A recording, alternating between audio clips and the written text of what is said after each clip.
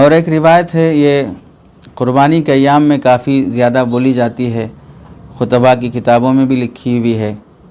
اور بہت بڑے اکابرین کی تحریرات میں بھی ایک روایت موجود ہے۔ استفرحوا ضحایاکم فإنہا علی الصراط مطایاکم، اپنی قربانی کے لیے عمدہ جانوروں کا انتخاب کرو کیونکہ یہ پلصراط پر تمہاری سواریاں ہوں گی۔ اس روایت کے سلسلے میں مختلف الفاظ سے روایت منقول ہے، لیکن شدید درجے کی ضعیف ہے، حتیٰ کہ حافظ ابن صلاح نے رحمہم اللہ اسے غیر معروف اور غیر ثابت کہا۔ قاضی ابو بکر بن العربی نے اسے غیر صحیح اور عجیب روایت قرار دیا، اور ان حضرات کے اقوال پر حافظ ابن ملقن اور حافظ ابن حجر عسقلانی، حافظ سخاوی، حافظ عجلونی، علامہ عجلونی، علامہ زرقانی، علامہ امیر صنعانی، علامہ محمد بن درویش الحوت رحمہم اللہ، اور علامہ محمد بن طولون اور علامہ غماری رحمہم اللہ، ان سب حضرات نے اعتماد کیا۔ تو نتیجہ یہ ہے کہ اس روایت کو آپ علیہ السلام کی طرف منسوب کر کے بیان نہیں کرنا چاہیے۔ یہ روایت سند کے لحاظ سے دو طرق سے مروی ہے، یحییٰ بن عبید اللہ بن موہب اور احمد بن یحییٰ بن حجاج شیبانی، دو طرق سے مروی ہے۔ دو طرق پر کلام کرنے کے بجائے ایک پر کا خلاصہ سنا دیا جائے۔ ایک روایت ہے، چنانچہ حافظ ابن صلاح بلا سند کے حافظ ابن صلاح فرماتے ہیں کہ حدیث غیر معروف ولا ثابت فیما علمناہ، ہمارے علم کے مطابق یہ حدیث غیر معروف اور ثابت نہیں ہے۔ حافظ علامہ قاضی ابو بکر العربی فرماتے ہیں، عارضۃ الاحوزی میں لکھتے ہیں، لیس فی فضل العضحیۃ حدیث صحیح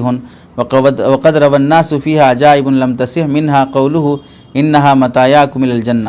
قربانی کی فضیلت میں کوئی صحیح روایت موجود نہیں ہے، اور لوگوں نے قربانی کی فضیلت میں عجیب روایت نقل کی ہیں جن کو جو کہ صحیح نہیں ہیں۔ انہی میں سے ایک روایت یہ بھی ہے، جنت تک تمہاری یہ سواریاں رہیں گی۔ اور بھی دوسرے حضرات نے، امام الحرمین جوینی نے، امام دیگر حضرات نے نقل کیا ہے۔ حافظ ابن ملقن البدر المنیر میں لکھتے ہیں، ھذا الحدیث لا یحضرنی من خرجہ بعد البحث الشدید عنہ، تلاش بسیار کے باوجود مجھے معلوم نہیں ہوا کہ اس روایت کی تخریج کس نے کی ہے، من خرجہ بعد البحث الشدید عنہ۔ اور ایک روایت ہے جو عظموا ضحایاکم، عظموا ضحایاکم، اپنی سواریوں کو موٹا کرو، فإنہا علی الصراط مطایاکم۔ تو اس حدیث کے بارے میں بھی علماء نے کلام کیا ہے، غیر معروف ہے، غیر ثابت ہے۔ حافظ ابن صلاح کے کلام پر علامہ دمیری نے، علامہ ابن حجر ہیثمی مکی نے، حافظ سخاوی نے، علامہ عجلونی نے، علامہ محمد بن درویش الحوت نے، علامہ عبدالرؤف مناوی نے اعتماد کیا، اور انہوں نے اس حدیث کو حافظ ابن حجر عسقلانی فرماتے ہیں کہ میں نے روایت نہیں دیکھی، لہٰذا ان الفاظ یعنی عظموا ضحایاکم کے ساتھ اللہ کے نبی علیہ السلام کی طرف منسوب کر کے بیان نہیں کرنا چاہیے۔ تو یہ تو ہو گیا کہ یہ روایت ثابت نہیں ہے کہ اپنے جانوروں کو موٹا کرو یا اسے بھاری جانور جیسا کہ ابھی آیا کہ عمدہ جانور کا انتخاب کرو،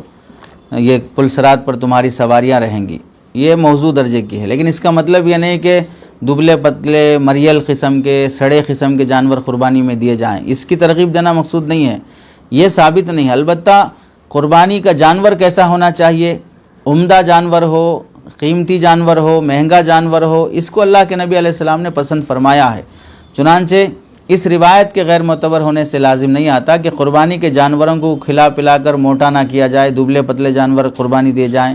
بلکہ معتبر احادیث سے مہنگے اور فروا جانوروں کی قربانی کو افضل قرار دیا ہے۔ اور وہ معتبر روایت کیا ہیں؟ چنانچہ ایک روایت ہے اللہ کے نبی علیہ السلام سے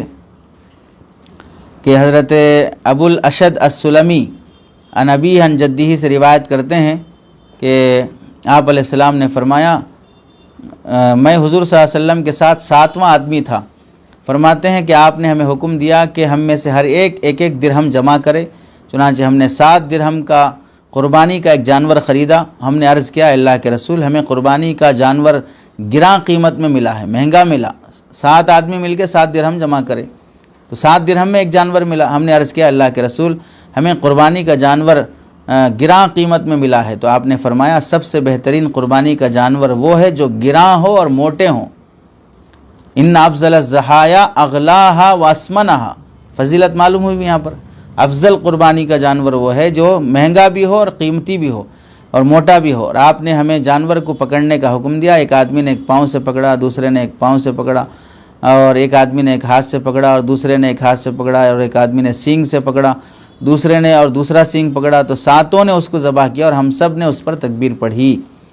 تو اس روایت کو امام حاکم نے المستدرک میں بقیہ بن ولید کے طریق سے تخریج کی ہے، اور حافظ ذہبی نے تلخیص المستدرک میں فرمایا عثمان ثقۃ راوی ہیں۔ حافظ حیثمی نے اس روایت کو مجموع الزوائد میں ذکر کیا، فرماتے ہیں رواہ احمد و ابو الاسد لم اجد من وثقہ ولا جرحہ وکذالک ابوہ وقیل ان جدہ عمر بن عبسہ۔ اسے امام احمد نے روایت کیا، اور ابو الاسد کے بارے میں مجھے نہ ہی توثیق ملی اور نہ ہی جرح، اسی طرح ان کے والد کے بارے میں بھی جرح اور توثیق نہیں ملی۔ تو حاصل ہے کہ یہ روایت سندن ثابت ہے، چنانچہ امام بخاری رحمۃ اللہ نے اپنی صحیح میں تعلیقاً نقل کیا ہے کہ ابو امامہ بن سہل فرماتے ہیں کننا نسمن الاضحیۃ بالمدینہ وکان المسلمون یسمنون، کہ ہم مدینے میں قربانی کے جانوروں کو موٹا کرتے تھے اور مسلمان قربانی کے جانوروں کو فربا کرتے تھے، اور یہ روایت صحیح بخاری میں موجود ہے۔ تو جانور قیمتی ہو یا موٹا ہو اس کی فضیلت ثابت ہے، باقی یہ روایت کہ آپ علیہ السلام نے فرمایا کہ فربا جانور کا انتخاب کرو، وہ پلسرات پر تمہارے لیے سواری بنیں گے، یہ ثابت نہیں ہے، تو اسے بیان نہیں کرنا۔